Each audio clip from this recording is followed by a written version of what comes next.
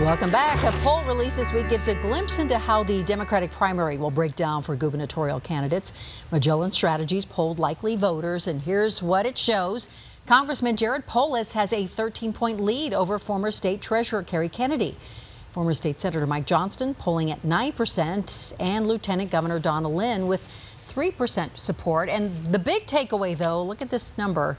39% of voters are undecided, which certainly indicates this race is wide open. And here to talk about all of this is Denver Post columnist Krista Kafer and Blair Miller of thedenverchannel.com. Thank you both for being here. Yep. So you look at those numbers, what do you think? I think Jared Polis has got to be smiling, and it also explains why Kerry Kennedy came out with that very negative ad. She's got to bring that number down. I guess I was a little bit surprised, perhaps. I mean, we'd been waiting and waiting and waiting for some sort of poll on any of this, and there had been all this talk of some insider poll showing Kennedy might be up. But yeah, I think that the Polis campaign is certainly happy about this one from right now. A lot of undecideds, though, That's so it's a still huge anyone's number, game. isn't it? Yeah. Because that could go anywhere. And ballots are in people's, they're in people's hands right now. And the fact that there is still almost 40% undecided, I think, is another whole facet to this. And unaffiliateds are weighing in for the first time in Colorado history. So how much, I mean, that's like a wild card in this election, is it not? Yeah. So people who feel like alienated from the party to a degree, they want to be unaffiliated, but yet they still have opinions. They still are either center right or center left or whatever the case may be, and now they're going to weigh in as well. I think in my experience covering elections, this might be the, I don't know, 3 weeks ahead of election, this might be the most uncertainty I've ever seen in an election, especially one this big.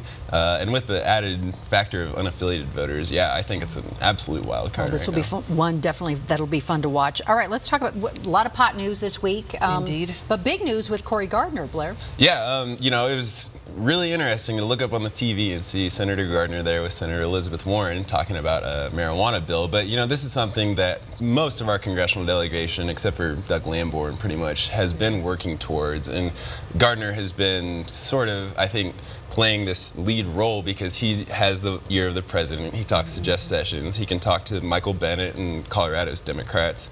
And so, yeah, I think that we heard earlier this week that President Trump said he would probably sign it. So I think it's a pretty big step forward. I think it's going to happen. I mean, this really is a states' rights issue. If you can like marijuana or not like marijuana, but really it shouldn't be a Schedule I drug. It shouldn't be this sort of big federal oversight. It should be something that states can decide. Yeah, there's 46 states and a bunch of territories now that have some sort of ability to use marijuana. Yeah, you're not putting that cat back in the bag. No. All right, let's talk about North Korea.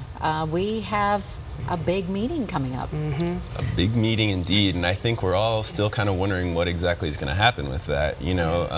This meeting has been talked about for years and years and years with various administrations, and the Trump administration decided now is the time to meet with the Kims. What's going to come out of that, we'll see. U.S. says they want complete denuclearization. Sorry, that's a tough word. Easy for all of us to say, yes. But yeah, but I kind of am skeptical about North Korea bringing that to the table. I am skeptical. I think what we think of when we think of denuclearization is that all weapons go away right now, and I think my guess is that Kim Jong-un is thinking, no, I get to keep some of those. You get to leave Korea. So I would like for something good to come of it. In fact, I'm praying for something good to come of it, but I don't have high hopes. And you think it will happen? You think the summit will happen? I think it's likely the summit will happen. A lot of handshaking and bowing and probably not much else. Yeah, I mean, we saw Trump leave the G7 early for it, so I think at this point, if it doesn't happen, it's going to be even more egg in the face on this whole thing that has been quite the saga already. Well, and his style is unconventional. Maybe both leaders, Right. I mean, we don't know how much planning Kim is doing, but Trump said earlier this week that he didn't feel like he had to do too much. So I'm interested to see what's going to happen with this. And, typical diplomacy getting kind of thrown out the window. Exactly. Typical diplomacy has been thrown out the window. All right. Well, we'll see what happens in the days and weeks to come. Thank you both. Krista Kafer, Blair Miller. Appreciate it. By the way, if you ever have a question or a segment idea for us, just tweet us any old time at Denver 7 Politics. And don't forget, you can watch today's segment at thedenverchannel.com/Politics Unplugged. We thank you so much for joining us, and we will see you back here next Sunday for another edition of Politics Unplugged.